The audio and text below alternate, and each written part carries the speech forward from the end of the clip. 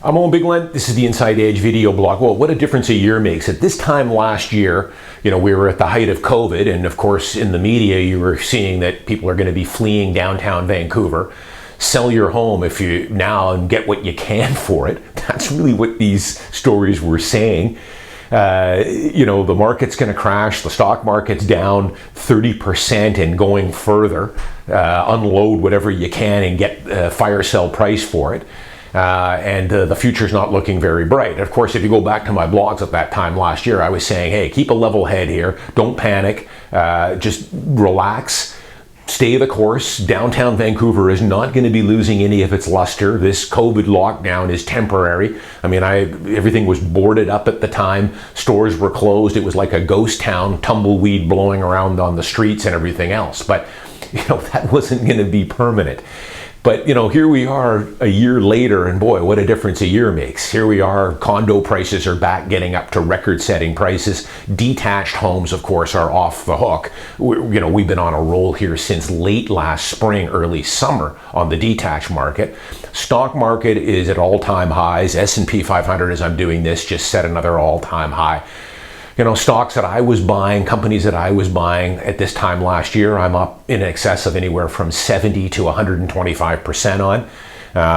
People that were buying, I did many blogs on some of the fire sales I saw that people did listen to the media last year and sold condos at absolute fire sale prices. I'm seeing some of these same units, not as good, selling for 60, 70, 80,000 more than what they sold for last March or April. I hope those people that sold aren't paying attention to the MLS, because you panicked, you did the worst thing that you can and do a knee-jerk reaction and you fell for it. Now, look at what's going on now in the media. Talk about being bipolar. I look at the papers now or watch the news and everybody's up in arms now that the real estate market is way too hot and the government's got to come in and help us and cool this market. Of course, they don't want to do anything with, increasing supply at all. Let's just work the demand side. Let's impose more layers of taxes and restrictions. And I've done many blogs. I've been tweeting articles on this for the last couple of months now. But, they're completely bipolar about this stuff. Last year it was sell, get out, and now the market's too hot and you should be, the government needs to step in. I've heard some things about bidding wars and things like that. Of course, bidding wars are crazy. Most of the product I'm selling, all my detached homes and a good percentage of my condos now, I'm doing holdbacks on all of them. I always have. Even when the market's balanced, I do holdbacks. I show the home for a week, get it fully exposed, and then look at offers the next week. I've blogged about it. You never want to sell a home with 1 or 2 days on market. If you are, chances are you've left a lot of money on the table because you just have not exposed the home. When you're taking an offer with a day or two on market, you haven't let other people size up the home, view it, and potentially give you an offer the following week. It's crazy. But, as far as bidding wars go, I've got simple advice for people. Bidding wars for sure they're great for the seller, fantastic dreamland for the seller, but they are horrible for the buyers. And I'm involved with them every single week, pretty much. I'm on both ends. I'm on the listing side and I'm on the buying side, and they are tough. But I tell people, if you don't want to get into a bidding war, then don't get into a bidding war. Stay on the sidelines. Now, prices are going up month over month here, but eventually the market will cool, and wade into the market when you're not into bidding wars. Simple as that. The problem is, though, is if you wait until you get into a buyer's market, that means the market's going to be trending lower every month, and that is probably the best time to buy if you can do it.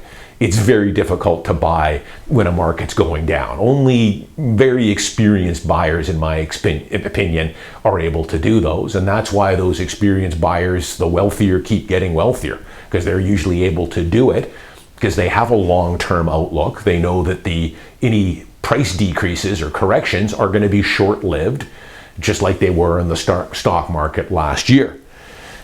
But, I also was tweeting out some stuff, we're kind of living in a twilight zone here. I've never seen anything like it where people are calling for the government to, call in more taxes. Be very careful with that stuff. It's like a twilight zone. Once the government's got their hooks in you with more taxes, they're not going to let you go on that stuff. And I'm under the belief we're taxed to death here. Last couple of things I'll talk about. You know, they are talking too about in bidding wars how you're not getting the true value. I see that a lot on the media here. You know, where these homes are selling for 200,000, 300,000, 400,000 over asking, and yeah, they are. Although some of them you got to dig a little bit deeper here. Sometimes, you know, where they're doing a price it low, watch it grow strategy, and that's the ones that the media loves to pick up on. You know, when you're in a multiple offer situation, when I'm representing the buyer, I mean, you're not going in blind. You know what the value of that home is. And in a lot of cases, you know, they're priced that on the low side to create an artificial bidding war. So a lot of times when you see these ones that have sold at 300,000 and 400,000 over ask, well, yeah, that's because the price was probably 200K below of where it should have been priced originally. So you got to be careful with that. But, you know, buyers do know what their value is at of those houses. You size up the house, you look at where the market is going. Is it trending up or down?